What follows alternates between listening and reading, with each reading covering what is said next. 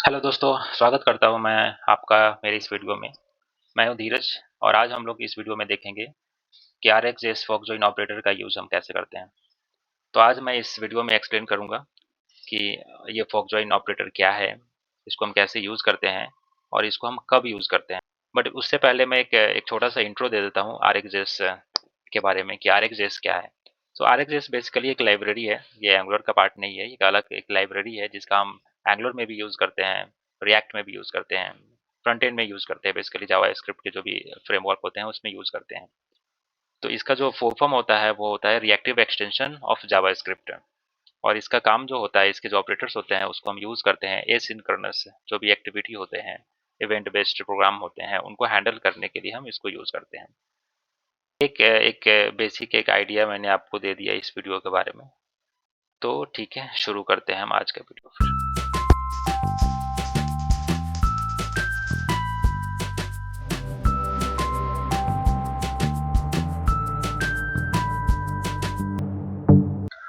तो दोस्तों, जैसे मैंने आपको बताया, फॉक जॉइन एक आरएक्सजेएस ऑपरेटर है। सो यहाँ पर बेसिकली ये कहना चाह रहा है कि जो फॉक जॉइन होता है बेसिकली जो हम यूज़ करते हैं इसका, अगर हमें मल्टीपल एपीआई कॉल करने हैं parallelly, not one by one, parallelly अगर हमें एपीआई कॉल करने हैं और जब ये सारे एपीआई कंप्लीट हो जाए, ठीक है, तो हमें अगर कोई एक्शन परफॉर्म करना है तो बेसिकली हम उसके लिए फॉक जॉइन का यूज़ करते हैं। सपोज अगर एक ऑब्जर्वर में 1 सेकंड का टाइम लग रहा है, दो सेकंड ऑब्जर्वर में 2 सेकंड का टाइम लग रहा है और थर्ड ऑब्जर्वर में 3 सेकंड का टाइम लग रहा है, ठीक है। तो जो हमें फाइनल जो रिजल्ट मिलेगा वो सो यहाँ लेट से कंप्लीट हो रहा है, उसके लिए वो वेट करेगा और जब वो कंप्लीट हो जाएगा तो हमें कंबाइंड रिजल्ट आउटपुट मिलता है फॉक जॉइन के थ्रू। और फिर हम उसके बाद अगर हम उसका उसमें से कुछ अगर रिस्पॉन्स हमें यूज़ करना है किसी एक्शन को परफॉर्म करने के लिए, तो हम यूज़ कर सकते हैं। तो बेसिकली ये पॉइंट्स में यही करने की कोशिश की है। तो लास्ट पॉइंट है हमारा एरर हैंडलिंग का। जो फॉक जॉइन होता है वो बेसिकली इनबिल्ट अगर देखा जाए तो उसमें एरर हैंडलिंग का वो खुद नहीं करता है। अगर आपने 3 एपी पैरेलल एपीआई कॉल किए हैं, उसमें से अगर एक भी एपीआई कॉल अगर फेल हो जाता है तो आपका वो एरर ब्लॉक में चला जाता है, ठीक है। तो आपको रिजल्ट अगर 2 एपीआई सक्सेस भी हुआ है और एक फेल हो गया है, तो जो उसकी वजह से जो फेल हो गया है, तो हमें बाकी के जो रिस्पॉन्स है ना वो भी नहीं मिलते हैं, ठीक है। तो इसको हम कैसे हैंडल करेंगे ये हम आगे के वीडियो में देखेंगे। ये मैंने 2 पिक्चर्स रखे हैं आपको एक्सप्लेन करने के लिए कि कैसे जो फॉग जॉइन होता है वो बिहाइंड द सीन वर्क करता है। तो फर्स्ट जो अगर आप देखोगे, फर्स्ट हमारा ये ऑब्जर्वेबल है, सेकंड ये है, थर्ड हमारा ये ऑब्जर्वेबल है, ठीक है। तो ये ऑब्जर्वेबल हम पैरेलली यूज कर रहे हैं और हम फॉग जॉइन में यूज कर रहे हैं, ठीक है। अगर इसका कंबाइंड रिजल्ट देखोगे तो मैंने कलर रिप्रेजेंटेशन भी रखा है। तो अगर आप फर्स्ट ऑब्जर्वेबल है तो इसका जो पोजीशन होगा रिस्पॉन्स का वो फर्स्ट होगा, सेकंड ऑब्जर्वेबल का पोजीशन सेकंड है और थर्ड ऑब्जर्वेबल का पोजीशन थर्ड है। और ये हमें एरर मिलता है, तो हमें इसी ऑर्डर में इसका जो रिस्पॉन्स आता है वो हमें यूज करना होता है। बाकी इसके अलावा अगर आपको ऑर्डर फॉलो नहीं करना है तो आप ऑब्जर्वेबल को एक वेरिएबल में असाइन कर दीजिए और जब वो फॉग जॉइन का जब कंबाइंड रिजल्ट होता है तो आप उसी वेरिएबल को यूज कर सकते हैं। तो ये जब मैं आपको कोड के थ्रू एक्सप्लेन करूंगा तो मैं वो भी एक एग्जांपल आपको दिखा दूंगा कि आपको अगर वेरिएबल असाइन करके करना है तो कैसे यूज करोगे। यहाँ पर दोस्तों जो देख रहे हैं ई जे और फोर, एक पॉइंट जो पीछे वाले स्लाइड में था, राइट, ये वाली पॉइंट, ये अगर पॉइंट अगर आप देखोगे तो emit the last emitted value from each observable as a combined result. तो ये फर्स्ट ऑब्जर्वेबल है, इसमें जो लास्ट इमिटेड वैल्यू है ई है, सेकेंड का जे है और ये थर्ड का फोर है। तो जो हमें आउटपुट जो मिल रहा है वो हमें आउटपुट जो मिलता है वो आपको मिल जाएगा। तो ये ई हो जाएगा, उसके बाद कॉमा, इसके बाद जे मिलेगा हमें और हमें उसके बाद ये फोर मिलेगा, ठीक है दोस्तों। तो ये सेम ये यहाँ पर वही लिखा हुआ है, तो ये हमें मिलता है, ठीक है। ठीक है, तो इतना तो हमारा हो गया। तो अब हम कोडिंग के थ्रू चलते हैं कि कैसे इसको हम करते हैं अपने प्रोजेक्ट में यूज कैसे कर सकते हैं। Okay, let me create some observable. Okay, तो ये मैं ऑब्जर्वेबल क्रिएट करता हूँ, 3 ऑब्जर्वेबल क्रिएट करता हूँ, ठीक है। तो ऑब्जर्वेबल क्रिएट करने के लिए मैं अभी ऑफ ऑपरेटर का यूज कर रहा हूँ, ठीक है। ऑफ ऑपरेटर भी एक आरएक्सजेएस ऑपरेटर है जो कि अगर आप कोई भी सपोज मैं एक स्ट्रिंग लेता हूँ तो इसको इसका जो रिटर्न हो जाता है वो ऑब्जर्वेबल रिटर्न करता है, स्ट्रीम रिटर्न करता है because of this of operator, ठीक है। तो इसमें पाइप के through let me add some delay, ठीक है। इसका मैं इंपोर्ट कर लेता हूँ दोस्तों।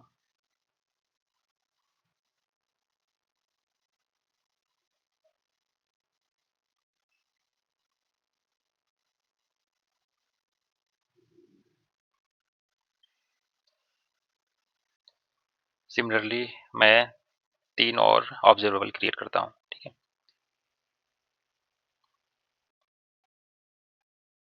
इसका मैं नाम चेंज कर देता हूँ सो दैट अगर हमें जब आउटपुट मिले तो उसमें हम मतलब समझ सके कि हाँ कौन सा।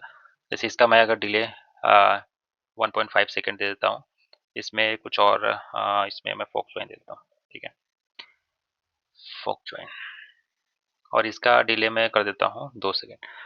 तो दोस्तों अभी देख रहे हो मैंने 3 ऑब्जर्वर क्रिएट कर लिया with the help of operator and pipe के थ्रू, डिले ऑपरेटर के थ्रू मैंने सब में एक अलग अलग डिले किया है, टाइम लगा डिले किया है सो दैट जो हमें आउटपुट मिले वो डिफरेंट डिफरेंट टाइम के लिए हमें मिले। ठीक है,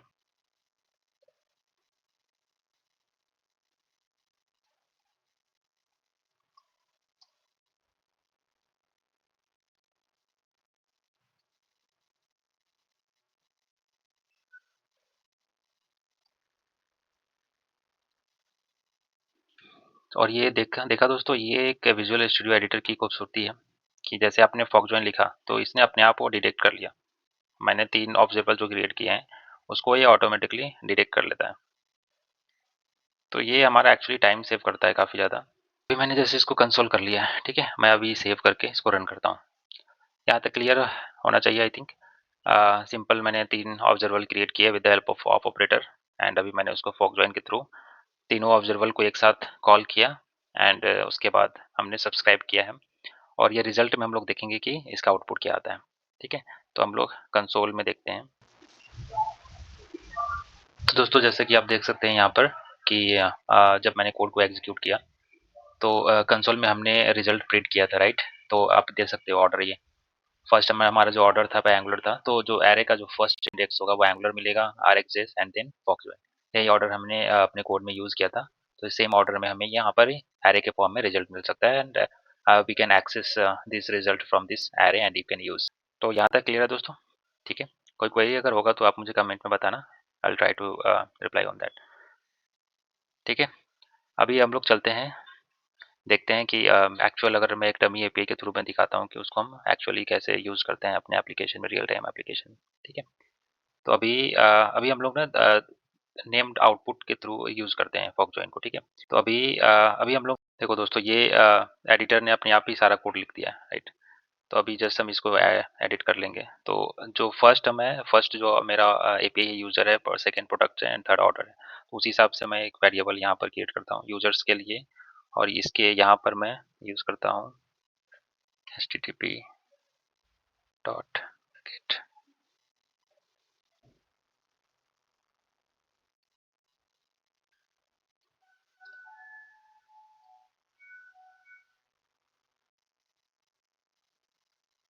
और इसको इंपोर्ट कर लेते हैं दोस्तों। ठीक है, अभी कोई एरर नहीं है। तो हमने पहला जो ऐड किया एपीआई कॉल वो यूजर्स के लिए किया। ठीक है, वैसे ही सिमिलरली हम प्रोडक्ट और ऑर्डर के लिए भी कर लेते हैं।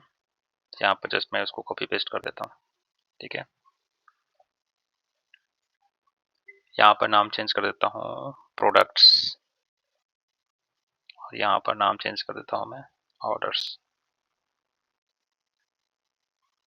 यहाँ पर नाम चेंज कर देता हूँ प्रोडक्ट्स, यहाँ पर ऑर्डर्स। ठीक है, और यहाँ पर जो अब हम रिजल्ट यूज करेंगे, ठीक है दोस्तों, ये जैसे ये रिजल्ट है। ठीक है, तो ये क्या होता है कि कंबाइंड हो गया, बट हमने जब अलग अलग वेरिएबल हमने यूज किया है तो हम क्यों ना इसको वेरिएबल की तरह ही करें। तो यहाँ पर जस्ट रिजल्ट की वजह पे, रिजल्ट की जगह पर हम क्या करेंगे, वेरिएबल्स का जो हमने दिया था वो यूज करेंगे। तो यूजर्स, प्रोडक्ट्स एंड ऑर्डर्स। ठीक है दोस्तों, और अभी हम जो कंसोल करेंगे उसको हम ऐसे करते हैं कंसोल, ये यूजर्स का करते हैं, इसमें हम यूजर्स, वैसे ही हम तीनों को कंसोल करते हैं। यहाँ पर प्रोडक्ट्स को करते हैं कंसोल और यहाँ पर ऑर्डर्स को करते हैं। फोक जॉइन काफ़ी इंटरेस्टिंग है दोस्तों। जब हमें मल्टीपल एपीआई कॉल करना होता है बिफोर यूआई रेंडरिंग, और अगर हमें 2-3 एपीआई का यूज़ करना है यूआई को रेंडर करने के लिए, तो उस केस में हमें फोक जॉइन ही यूज़ करना चाहिए। ठीक है, तो ये हमारा कोड रेडी है, ठीक है। इसको मैं सेव करता हूँ और अपन चलते हैं कंसोल में। तो दोस्तों कंसोल में जाने से पहले एक और चीज़ हमें ऐड करनी होगी और वो है HTTP क्लाइंट मॉड्यूल। हमें वो इंपोर्ट करना पड़ेगा। ये हमारा स्टैंडर्ड कंपोनेंट है, तो हम इस यहाँ पर ही इसको इंपोर्ट कर लेते हैं, ठीक है। तो इसको हम अब सेव कर देते हैं। अभी चलते हैं हम फिर कंसोल में। तो दोस्तों जैसा कि आप देख रहे हैं कि हमने सक्सेसफुली ये प्रिंट कर लिया है यूजर्स का रिस्पॉन्स, प्रोडक्ट्स का रिस्पॉन्स एंड ऑर्डर का रिस्पॉन्स। तो ये हमें ये जब तीनों एपीआई कंप्लीट हो जाएंगे तो ये हमें कंसोल में मिल जाता है। तो अभी हम लोग देखेंगे कि अगर एरर को हैंडल करना हो, ठीक है, वैसे हमें एरर हैंडल का कोड बाय डिफॉल्ट लिखना चाहिए फॉक्सजॉइन जब भी हम यूज़ करते हैं, क्योंकि जब भी अगर एपीआई फेल होती है तो वो पूरा स्ट्रीम फेल हो जाता है और हमें कोई भी रिजल्ट नहीं मिलता है। और अगर यूआई अगर रेंडर करना है, अगर हमें तीनों एपीआई का कॉल करके यूआई रेंडर करना है, अगर सपोज ऑर्डर्स का अगर एपीआई फेल होता है तो हमारा यूआई ही नहीं शो होगा, कुछ भी नहीं शो होगा, ठीक है। तो एटलीस्ट हम यूजर्स एंड प्रोडक्ट का इन्फॉर्मेशन दिखा सके उस तरीके से हमें, इसलिए हमें एरर हैंडलिंग भी यूज़ करना चाहिए। तो अभी सपोज चलो मैं एक काम करता हूँ कि अभी मैं जस्ट इसका अ, ये एपीआई का जो भी यूआरएल है उसमें से मैंने यूजर्स से एस हटा दिया, ठीक है। तो अभी एक्चुअली ये एरर थ्रो करना चाहिए, ठीक है। तो अभी हम लोग देखेंगे कि अगर ये फोक ज्वाइन कॉल हुआ तो हमें कोई रिजल्ट मिला है कि नहीं, ठीक है। तो दोस्तों आप देख रहे हो कि हमें कंसोल में यहाँ पर कुछ भी प्रिंट नहीं हुआ है, यूजर्स प्रोडक्ट एंड ऑर्डर का कुछ भी कंसोल नहीं हुआ है। ये एक्चुअली एपीआई फेल हो गई है हमारी, उसकी वजह से कोई भी कंसोल नहीं हुआ है और हमारी फोक ज्वाइन ने का जो सब्सक्रिप्शन वाला ब्लॉक है उसमें कोड गया ही नहीं है। इस ब्लॉक में कोड गया ही नहीं है, ठीक है दोस्तों। इस ब्लॉक में कोड गया ही नहीं है क्योंकि हमारी जो एपीआई है यहाँ पर वो फेल हो गई है और हमने इसको हैंडल नहीं किया, तो ये इस ब्लॉक में सब्सक्राइब ब्लॉक में आया ही नहीं, ठीक है। इसको ये आया ही नहीं, ठीक है। तो हम क्या करते हैं, यहाँ पर अब इसको हैंडल करते हैं। तो अभी हम इसमें पाइप यूज़ करते हैं, ठीक है। और हम कैच एरर ऑपरेटर का यूज़ करते हैं, ठीक है। तो अभी हम क्या करेंगे कि ये अभी एरर हैंडलिंग के लिए हो गया, ठीक है। तो हमें क्या करना है, यहाँ से ऑब्जर्वेबल रिटर्न करना है। तो एक हम मैनुअली ऑफ ऑपरेटर का यूज़ करके हमने क्या किया कि कुछ भी जस्ट एरर फेचिंग यूजर, ठीक है, सेम ये मैसेज हम यूज़ करते हैं, ठीक है। तो अभी अभी हम इसको रन करके देखेंगे दोस्तों। तो एक्सपेक्टेड आउटपुट क्या होना चाहिए कि ये एक्चुअली अब इस ब्लॉक में आना चाहिए, ठीक है। अभी ये प्रोडक्ट्स और ऑर्डर का जो भी एपीआई रिस्पॉन्स होगा वो हमें मिलेगा, बट हमें यूज़र में क्योंकि यहाँ पर एरर आया है तो ये इस ब्लॉक में जाएगा, ठीक है दोस्तों। इस ब्लॉक में जाने के बाद हमें अभी ये मैसेज दिख जाएगा, बट ये एपीआई फेल नहीं होगा, ये फॉक्सजॉइन फेल नहीं होगा और हम इस ब्लॉक में आ जाएंगे, ठीक है। और हमारा एटलीस्ट जो यूआई है वो रेंडर हो जाएगा विदाउट यूजर, हमें प्रोडक्ट्स एंड ऑर्डर के इंफॉर्मेशन दिख जाएंगे, ठीक है। तो मैं अभी कंसोल चलते हैं। तो दोस्तों यहाँ पर जैसे कि आप देख रहे हो हमारी जो यूजर वाली एपीआई है वो फेल हो चुकी है, बट हमारा जो सब्सक्रिप्शन ब्लॉक है ना वो उसमें हमारा कोड चला गया है उसमें। You can see right, users में हम जो हमने एरर मैसेज रिटर्न किया था वो मैनुअली रिटर्न किया था वो हम देख रहे हैं यूजर्स वेरिएबल में। एंड प्रोडक्ट्स एंड ऑर्डर का जो हमें रिस्पॉन्स है वो हमें मिल गया है। तो अगर आपको यूआई रेंडर करना है तो आप products at least products and order का वैल्यू यूज कर सकते हैं। यूजर्स के लिए हम कोई मैसेज वहां पर दिखा देंगे या कोई डमी डेटा वहां पर दिखा सकते हैं, है ना दोस्तों, ये कमाल की चीज़, ठीक है। तो आप फोक्सजॉइन का डेफिनेटली यूज़ करिएगा, ठीक है। और आ, इसके अलावा अगर आपको कुछ क्वेरी हो फोक्सजॉइन से रिलेटेड या कोई भी आरएक्सजेएस का ऑपरेटर, मैं वैसे एक आरएक्सजेएस ऑपरेटर के ऊपर एक सीरीज ही बना रहा हूँ, ठीक है। कि मर्ज मैप स्विच मैप का क्या बेस्ट सिनेरियो होता है यूज़ करने का, मैप फिल्टर फ्लैट मैप, ये सारी चीज़ें छोटी छोटी चीज़ें हैं लेकिन इनिशियली ये चीज़ें काफ़ी हेल्प करती है हमें कोडिंग करने में, ठीक है। काफ़ी चीज़ें आसान हो जाती है, तो मैं इसको काफ़ी सिंपल सिंपल भाषा में इसको मैं बताऊंगा दोस्तों आप लोगों को, ताकि जैसे इससे मुझे हेल्प मिला था वैसे आप लोगों को भी हेल्प मिल सके। और आगे के वीडियो में मैं कोपायलट यूज़ करूँगा, ठीक है। और आप लोग को दिखाऊँगा दोस्तों कि कोपायलट अगर आपको कुछ चीज़ें नहीं भी आती हैं, ठीक है, या कुछ अगर सिंटैक्स प्रॉब्लम हो गया तो हम गूगल पर सर्च करते हैं या फिर वैसे वैसा कुछ भी अभी करने की ज़रूरत नहीं पड़ेगी। और कोपायलट के यूज़ से हम कैसे चीज़ों को आसान कर देंगे, ठीक है, लॉजिक लिखने के लिए, सिंटैक्स को करेक्ट करने के लिए, ठीक है। तो ये सारी चीज़ें मैं कोपायलट के हेल्प से कैसे यूज़ करेंगे तो वो मैं एक नेक्स्ट अपना एक कोपायलट वाला सीरीज़ शुरू करने जा रहा हूँ। तो आप मेरे चैनल को सब्सक्राइब कर लीजिए ताकि ये आपको भी हेल्प सके, आपको नोटिफिकेशन मिल जाए। तो थैंक यू सो मच।